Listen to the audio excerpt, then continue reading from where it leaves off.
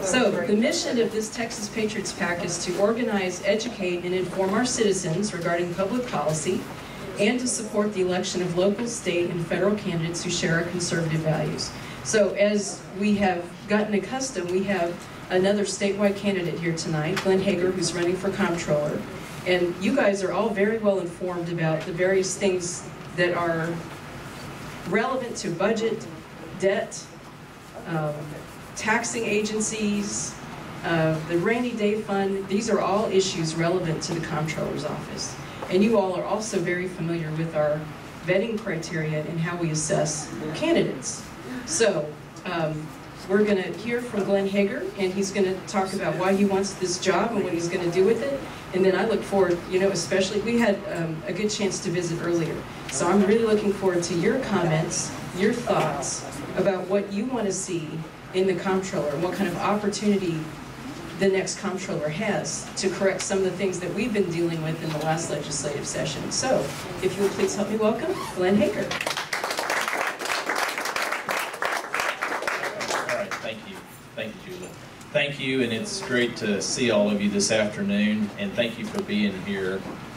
How are you this evening? So it's good to see all of y'all. My name is Glenn Hegar, and I live in Katy, Texas, which is just west of Houston. I grew up in a little bitty community called Hockley. Highway 290 coming out of Houston or going to Houston. If you blink, you literally miss it. That's how big it is. But if you don't blink next time, you'll see Hockley, Hegar Road, Hockley. Yes, it's spelled the same way. My family moved there in 1846. Actually, my line, the second brother that came over, got there late, got there in 1848. So I grew up in Hockley, Texas. I grew up literally about, half a mile from the Montgomery County line. So I'm up in the far northwestern edge is where I grew up. And the fact is I grew up in a farming community. Part of the question earlier was as Comptroller, which I'll talk about here in a second.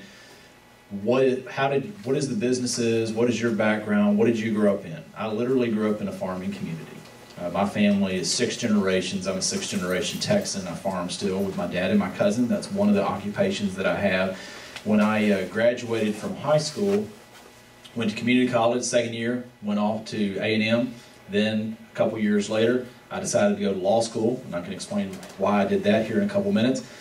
Met my wife. Lo and behold, her family is from Katy, Texas, which is just happened to be 24 miles from where I grew up. So day one, I get out, and guess where I moved? Katy, Texas. Day two, I went back to working with my family, and that's what I've been doing, working with them ever since then. And so Dara and I, my wife and I, we have 3 wonderful kids. They're wonderful. Why? Does anybody know? They're not teenagers. So they are an 8-year-old, a 5-year-old, and a 5-year-old. So I've got an 8-year-old little girl, a 5-year-old little girl, and a 5-year-old boy. Or actually, every time I say that, and I still forget, I need to be corrected because my oldest daughter, all of my kids are born in March. So that means what? Half birthdays are in September. And we actually went to dinner on, unfortunately of all days, September 11th. To celebrate my daughter's half birthday. Kind of an odd day to celebrate a half birthday, unfortunately, with what happened. But anyway, my son, he said, "Oh, can we have cake?" So I have no clue why kids think half birthdays are real. But anyway, my wife made it part of it. But I've ran for the legislature in 2002. I've served in the House of Representatives for 4 years. I've served in the state Senate since 2007. So I've been in the state Senate. Comptroller. As all of you know, the Comptroller position is an extremely vital job in the state of Texas. It is still amazing to me that if you look at the statewide offices that are up this election cycle, at least from the executive level, whether it's railroad, land commissioner, ag commissioner, Comptroller, lieutenant governor, governor, attorney general, the ones that get the attention, really not many people talk about Comptroller. And you are literally the chief financial officer for the taxpayers. The chief financial officer. And we've had literally one candidate forum where all of us were in a room. Here just last week in Montgomery County. Now yesterday we were in Harris County and there was a rally to keep Texas red, and I think 2 of us were there out of the potential 4 that may be running in this race. But it is amazing to me because it's your tax dollars. And instead, it's great that we're focusing on the other elections. I think they're important, but I really think that this office deserves to be highlighted at the very tip of the top. Now, 2 years ago, I will say that I took a step back. I've served in the legislature for years. I mentioned earlier, as I was talking with some of your members, that I feel as though government is like a tanker out in the ocean. They don't move and they don't turn very fast. And one of the frustrations for me, and yes, I've been in the legislature, so I accept the responsibility of the good and the bad that has been there. I've even kind of joked sometimes that I get blamed for even stuff that happened in the 1960s, and I wasn't born until 1970, but that's okay. The fact is that it is part of me, because I serve in the legislature. I do not get into the discussion as so many legislators that, oh, well, the reason that happened or it didn't happen, that's the other side of the rotunda. I'm the type of person that I'd rather look you in the eye and I accept responsibility myself. In my office, my staff, I've told them numerous times. I had one of them this session come in and said, I know you don't want an apology, but I want to apologize. There was a mess up in the office.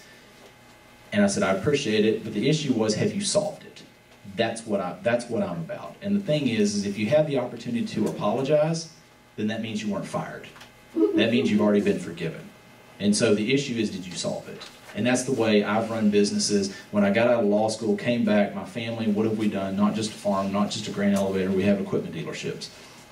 And so I've grown up in a complicated business where you are servicing to a lot of people. Whether that is in sales, whether that is in parts department, service department, and the point being is, why do I think I'm qualified to be comptroller? Is number one, because of that experience as a chief financial officer, as a person in the family businesses. That has been my life hold. So it's not because I've been a legislator. I was on a TV interview not too long ago and somebody said, Glenn, you serving in the legislature, does that qualify you to be comptroller? And I literally wanted to laugh. Being a legislator does not qualify you in any shape, form, or fashion to be a chief financial officer. To be the state, your taxpayer's accountant. It does not qualify you in any shape, form, or fashion to be the revenue estimator for the legislature. The comptroller's office, why do I find that office exciting? In part, it is an area where you are the person who actually gets to talk about open government, transparency. 2007, my first session in the legislature, I take a little bit of ownership in the fact that the reason the comptroller's office has an open government to window to your state tax dollars, to how your money's being spent, is because of some legislation that I was fortunate enough to carry in the Senate and say, here, comptroller's office, somebody needs to put out there where taxpayers can go in the 21st century. We all have these in our back pocket. We all have practical access to the internet. How can you get information? You deserve that information. Now the comptroller's office has taken it to a next level, local government. How many people ever have an idea of how many different layers of local government there are? They do when they see their local property tax bill. But that's only one type of taxes. That doesn't include all the other taxes. What are bond debt? Is it a restructure of the bond that a local entity may say, oh, well, we're going to have a new bond package, but we're not going to raise your taxes. Well, wait. If you go out with a bond package and you borrow money, then last time I checked, you have to pay it back. And if you pay it back, it never comes for free. There's a thing called interest. You have to do an amortization schedule. Do you even know what it is? And the comptroller's office is the place that has started to be that one-stop shop to where you can actually determine what is your local debt load.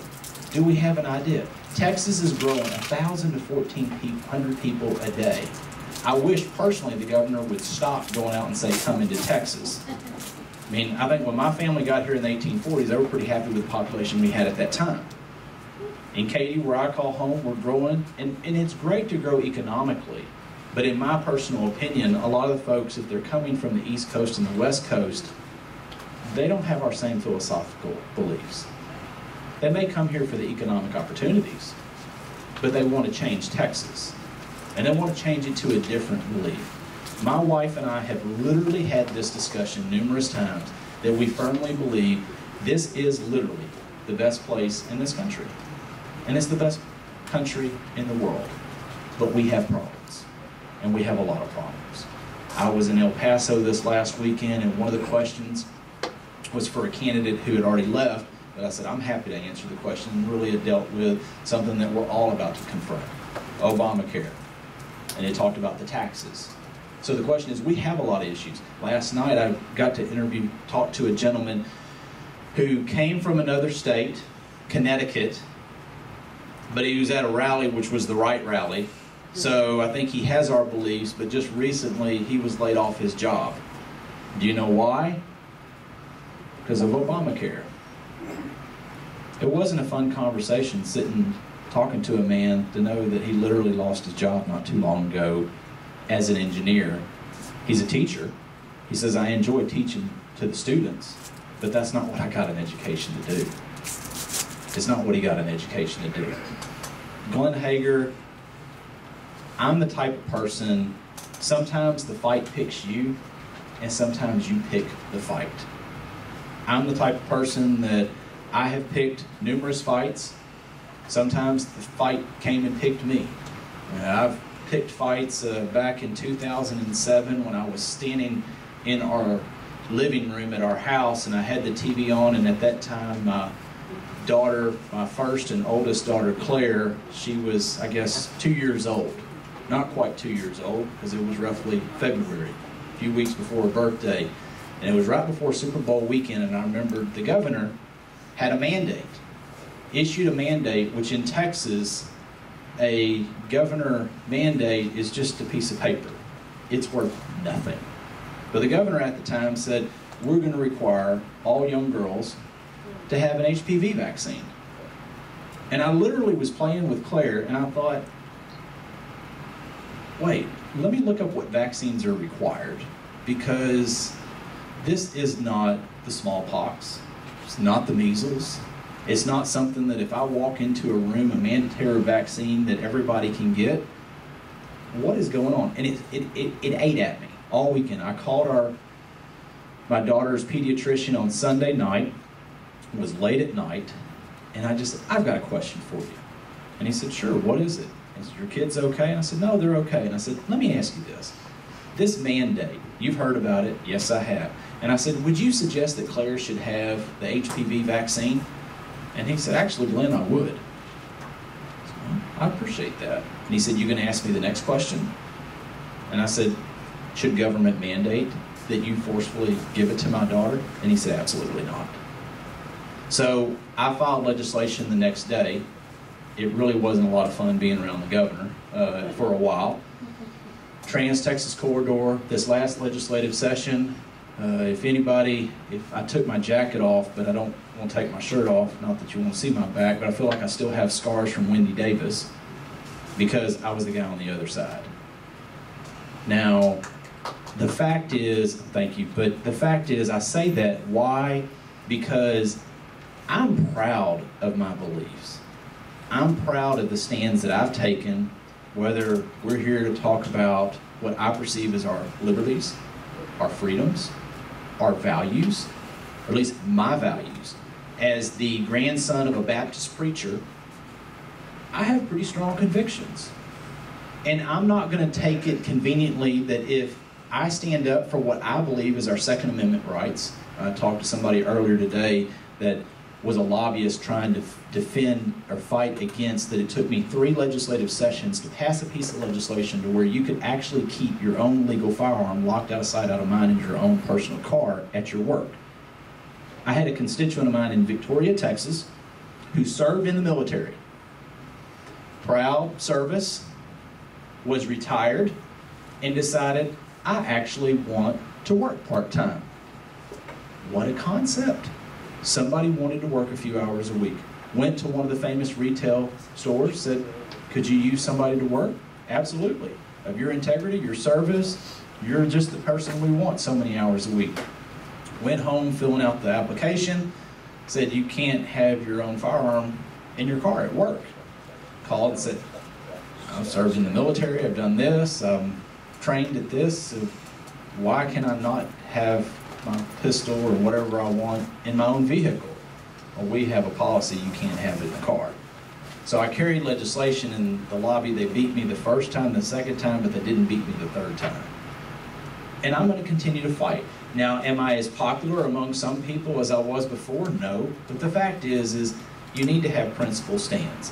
I'm going to go around and talk about my pro-life stand. Some of the media had asked me several times. They had said, now Glenn, actually if I plan to win the Republican primary, my Democrat opponent was attacking and said, send Glenn Hegar a strong message because he's talked about the pro-life legislation that he carried this summer. He's talked about that, and send him a message and tell him that's not what the Comptroller's office deals with. Well, I understand, but the reporter was asking me, said, why have you talked about that? And I said, the fact is it deals with my character. And he said, well, what does that have to do with the Comptroller's office? Oh. No, it was a real question. And I said, well, let me back up and start over. I think it's important that the voters, I'm a voter just like you, that the voters actually know where people stand. May not always be easy, may not always be comfortable. I'm going to go to an event after we got out of session and a lady came up to me and pretty much right up in my face and not very happy with me. And after a while she said, I bet I'm turning your stomach. And I said, man, with all due respect, with what I went through this summer, you're going to have to do a little bit more than that. But the fact is what I was trying to tell the reporter, and he literally asked me 3 times. So I still don't understand, what does that have to do with the Comptroller's office? It has to do with the men and women that you actually vote for or vote against. Where do they stand? What are their values? What are their beliefs? And I'm going to continue to talk about those same things regardless of where I go to. Whether it's in front of a Tea Party, whether it's in front of a Republican club, a Democrat club, not that I've ever been invited to a Democrat club, which is amazing. I thought I would be eventually when I first ran for office, nobody ever invited me. But anyway, the fact is, I'm going to talk about the same things. I don't pick and choose. Because you need to know, for lack of better words, as you peel the layers of the onion back, who are those people? Why am I running for Comptroller? Because I firmly believe from the Comptroller's position, 2 years ago, I took a decision whether to run for re-election or not. I've got 3 young kids. I've got a wonderful wife. I could go through life for the rest of my life and I really wouldn't have a better wife than Dara Hegar. I am blessed. I'm blessed with 3 kids that are not teenagers yet. But you know what? I still want to serve. And I can tell you, it's not always fun. It's not always exciting. But being a business owner has not always been exciting either. It's not been exciting that when I was in 2001, after the legislature changed the way you had to do fuel permitting for one of our businesses, I looked at the forms and I couldn't even figure out which form it was. Now, yes, I'm an Aggie, so you might blame that. That Glenn Hegar's an Aggie, so he couldn't figure out which of the forms it was. I looked through them, couldn't figure it out. I finally said, oh, here's a 1-800 hotline number. Let me call the hotline because this is the man or the woman that can answer my questions. I picked up the phone, I called. I don't remember the lady's name, but I wrote it down. Wrote the name down, wrote the time, the date, just for my records. What form she said, 847 or whatever number it was. I said, thank you so much. Hung up the phone, looked through the forms, and it was literally for an airport. That was for it was for our farm. It was for that business that I was working on that day. And we had a grass landing strip, but we don't have hangars, we don't have employees, we don't have any of that. So I thought, must be the Aggie, I'm not explaining myself. So I called back, got a second person. I asked the same question again, wrote down their name, time, thank you very much, hung up the phone, thumbed through the forms. This time it was for a fuel distribution business. I'm not a fuel distributor. I called 5 times. I got 5 different people. You know how many answers I got? 5. And do you know how many were the right ones? None. Y'all are smart people. I had to figure it out on my own. I've told folks that in the Comptroller's office, I will be the person on day 1 that will spend part of my time, not all day, but I will spend part of my time going and listening and answering the phone calls. Why? Because if you call, you get somebody in a back room that they don't ever tell you what's going on. The first time I was in the legislature, my staff came in and they said, oh my goodness. And I said, what is it? I mean, they looked really distraught. And I said, well, what is it? And they said, this gentleman, he's mad, he's upset. And I said, well, what's his name and what's his number? And they said, you don't want to talk to this guy. I said, well, why wouldn't I? They go, you know, he's mad. So? Literally, I finally said, either give me the number or you're fired. They gave me the number. This is a true story. I'm not making this up. Called the man. And yeah, he was mad for a few minutes, but the fact is he actually got to talk to the person he wanted to. Now, I'm not under any belief that as a comptroller, I can take every single phone call. I can't take every phone call in my office today. And I'm not pretending that I can. But what I can do is be as responsive to people. The other day at a town hall meeting, we were talking and people said, we want to see people. You people come out here only when you're up for election and you don't come back. And I said, well, that's not me, people, because I've never run for a statewide office. I've never been to this town in my life. But I've never had a reason to. But in my district, I can't be everywhere in all places, but I can continue to be out with people. We were asked a question the other day at the candidate forum, and they said, could you list out all the groups that have endorsed you? And my answer was, I can do that, but first, it's talking to the average voter, the average person. That's where actually you understand the pulse of the people, you understand the pulse of the country, you understand the pulse of the state. And a PAC, that's great, because you have the ability to get together and to go out and communicate with the voters. But it's also being among the people. Because last time I checked, government is by the people for the people. It's not by the legislator for the legislator. And sometimes we lose sight of that. And that's a frustration to me. And so I have made the decision that if my wife and I have had the discussion, this is the best state in this country, this is the best country in the world. And if so goes Texas, so goes the rest of this nation. And if so goes the rest of this nation, where are my kids, Claire, Julia, and Jonah, going to live in the next 20 years? What are they going to have? Now, can I move the ship on the open ocean? I can, but so can you. But we have to do it together. And that's why I answered the man that I haven't been here before because I haven't run for a statewide office. But this won't be the last time you'll see me. I want to come back. I want to communicate with you. I want to hear what is your frustrations, because I want to know about that business who had to pick up the phone and call 5 different people 5 different times and get 5 different answers and still not know the right answer. That's why I plan to be the person to actually pick up the phones and listen, to read some emails. Why? Because you have to be accountable. I'm not going to blame the other side of the rotunda because it's Glenn Hegar's name on the ballot. I'm part of a team. And the team is the direction of what we're going in this state. But with that being said, I'm the one accountable. Now, with that, what I would rather do, if it's possible, is hear questions, comments, complaints, whatever. I'd rather hear from you than me give some campaign speech or talk. So that's what's more important to me. But Glenn Hegar, Katy, Texas, running for comptroller, and I would like to hear what you have to say. Yes, sir.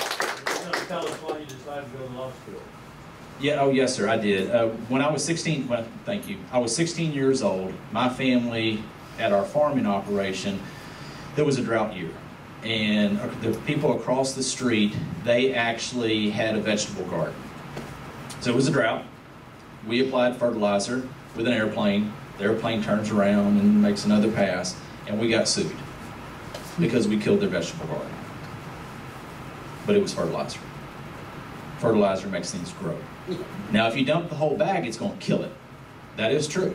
If you put too much fertilizer, it kills it. It's toxic. But not with an application like that.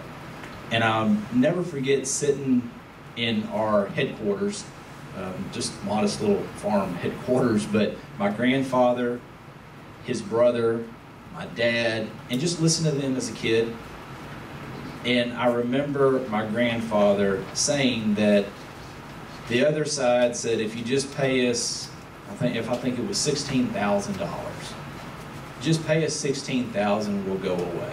Now I'm not going to tell you what he said because it was some pretty strong words, but it made me really think. I mean, it really did. I've never had a desire to practice law one day in my life, but what I wanted to do is go off. I was expected to go to college, and what am I going to do next? What skill set can I get to come back and work with my family to give us, for lack of better words, an added layer of protection against somebody that wants to extort money from you? I mean, that's what it was.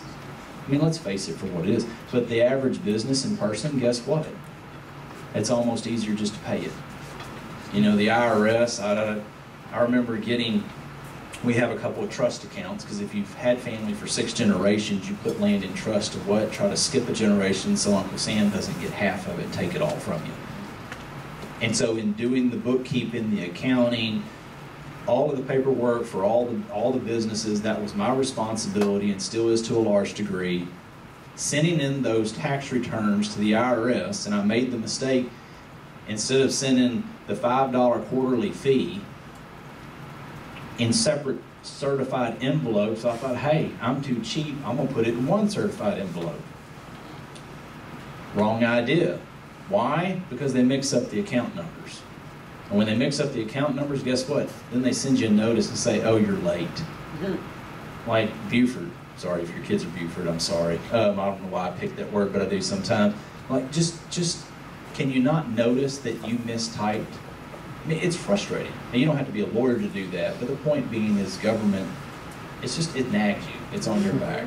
So I went to law school because I remember those foul words my grandfather said and stuck in my mind. And I felt like I needed to have a different education than what they had. Questions? Comments? Yes, sir. I'm new to the area, Yes, sir. new to the state. What's the comptroller do? Very good. The comptroller is the chief financial officer for the state of Texas. The comptroller is the person who is the accountant for the taxpayer for the state of Texas. You are the revenue estimator for the legislature. In other words, on January, in an odd number year, when the legislature goes into session for 140 days a year, we're one of 5 states that meets every other year for session. Every other state meets every single year. So you are to forecast what is the state's budget for the next 2 years and 9 months, which sometimes is hard to do, depending on your cycle, but you tell the legislature, this is the amount of money that you have, period. You don't have another penny, you don't have another dollar, this is what you have. So you not only collect the taxes, which people ask me, you want to be a tax collector? Kind of a legitimate question. Doesn't sound like a real exciting job, does it? To go out and say, hi, I'm Glenn Hegar and I'm your tax collector. Doesn't sound real good. But good way to not make friends, I think. Not would be, but the fact is I firmly believe someone who believes in openness in government, transparency, who believes that it's not the state's money, it's your money.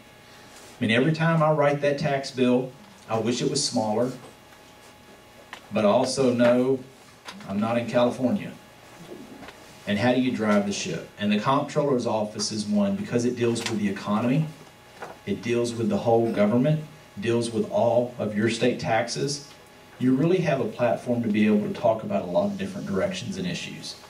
Whether it is this last legislative session, one thing that I worked on that I was passionate about, my cousin, who he's going back to get a master's degree from the same university that I got my undergraduate. Yet he's not even setting foot on campus. It's an online master's program. When I was in high school, there were no online elective courses. I carried legislation this last session to allow private institutions, private companies, for-profit companies, ooh, that's a bad word, for-profit companies to be able to offer online courses. What's so bad about that? So actually kids in my rural school districts, Katy, they have roughly 250 electives. I'm just picking on because it's a suburban school district. A rural school district, they might have 20. Well, it doesn't mean that child's going to take every single course online, but maybe there's a good teacher. And maybe there's a video feed where they can actually take a course. I mean, my oldest daughter, her homework, she's great at math, and she'll sit there and just do math after math after math on the computer. Now, I still want her to interact with teachers. You say, well, what does that have to do with the comptroller's office? It doesn't deal with tax collection, doesn't deal with accounting.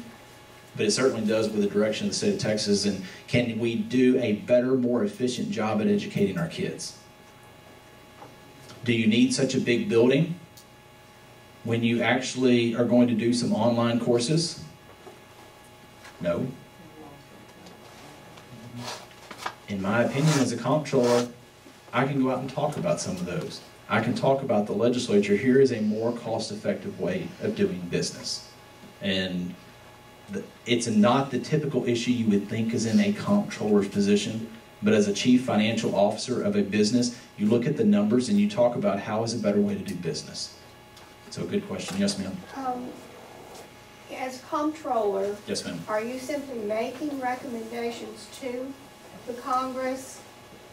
You don't have charge of anything like the new water appropriations and things like that? It doesn't come through you? No, ma'am. What you have is you have a big soapbox. Okay. And so you have the bully pulpit, per se.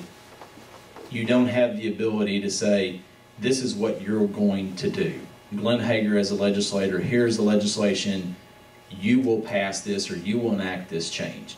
I don't have that ability. I don't have that direct authority, but what I can do is provide sunlight. I can provide openness, which is what the Comptroller's Office has started doing since '07, and I can give recommendations, but everybody can give recommendations. But the question is, in that position, you have a bigger soapbox to be able to do that. But it's also a double-edged sword. And let me say this, is because you don't want someone who's in elective office to go off on all these tangents that don't have to do with what is the direction that we want Texas to be. So with that being said, I try to take a more cautious view on what is it that the comptroller should be engaged in, because they shouldn't be engaged in everything. And let's just face it, if you go out and engage in everything, then you're not going to get attention on anything. You got to pick your fights. So do any of these agencies, such as the new water, whatever they're going to call it, or the state parks or anything like that, none of those have to report to you at all? Or? No, they don't necessarily per se report to the Comptroller's Office. But what the Comptroller's Office does is you have the ability to research and put information out as whether they are doing their job good or bad. Because you are accounting their dollars. You keep the dollars that those agencies have.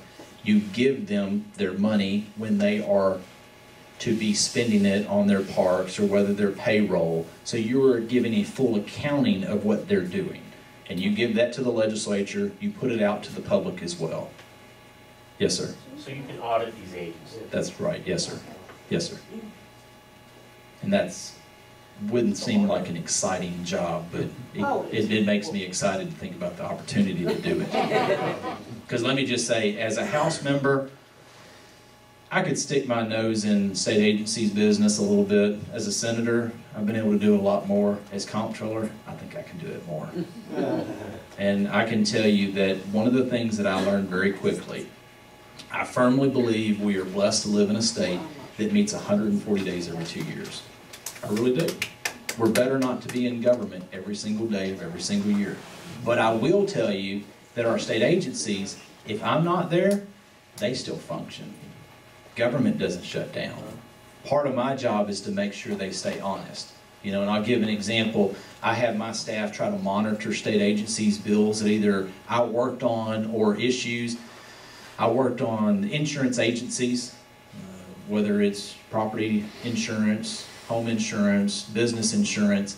And so my staff, I said, I just want you to pay attention to the agency. Texas Department of Insurance decided to make a rule that insurance companies could not give you a discount if you wanted a 5%, 10% discount on your premiums, or a couple percentage point discount. But in exchange, if there was a hurricane that came through, that you would actually have to accept more responsibility. So if Glenn Hegar in Katy, Texas, 60-something miles off the coast, says, you know what, I'd rather pay $50, $100 less on my insurance premium, but I'm going to have to pay 5% more when that hurricane hits me. The insurance agency was making a rule that insurance companies couldn't do that. So I picked up the phone. My staff told me this rulemaking was going on. I picked up the phone. I said, could you tell me where's the abuse? How many companies are doing this? Well, there's none right now, but a lot of them are thinking about doing this. So, okay, well, have you got any complaints from consumers? Well, no. Why are you outlawing consumer choice? Well, we just think this doesn't make sense. I go, well, I think it does. Because if I want to take that risk, why can't I keep my $100 in my pocket? Government's not shut down, and you got to stay on top of it. Questions, comments? Wow, calm crowd. Are you always this calm? No. Okay, I'm thinking, did I show up at the right place? You did show up at the right place. You're not leaving, right? No, I'm not going anywhere. So we're gonna. But you came up here, and that means you got a hook to take me off stage. So, Let me just say, he's going to be part of this conversation we have next. We're going to have candidates, and one of the points that you made, which we're going to get to in a little bit, is this idea of why we're here. oh, here, I'm sorry. I'm sorry. You know, we talk about why we're here. Yeah, why are you here? You're here because you need to make some change in this country, right? And it's not just electing somebody good to office.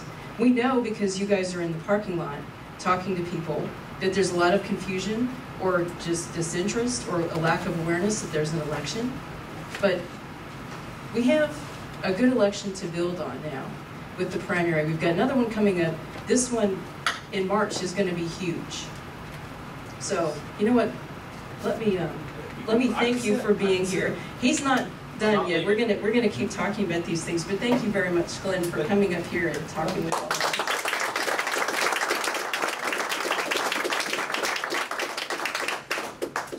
I do want to say it.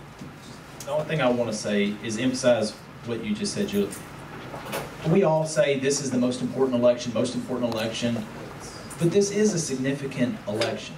When I was in El Paso, they were so excited that there were 6 statewide office candidates that came to literally the other time zone in Texas. I mean, I was the last of 8 speakers, and when I stood up, I thanked them because I saw one guy yawn one time, and the room was packed, and there were people down the hall. And I told them, it's amazing that y'all have heard 7 speakers, you've been here for how long, and you're so attentive. And later on they said, but you don't understand, we don't ever any of y'all come out here. And I said, but here's the difference. There are 7 statewide executive offices up. That's not counting the judicial races. Nobody's had this opportunity in a long time. So you really get to pick the direction from those people and be engaged with them on day one. And to me, that's an exciting opportunity to be part of it as a candidate, but I think it's an exciting opportunity for the people of the state of Texas too. Sorry, I'll sit down now.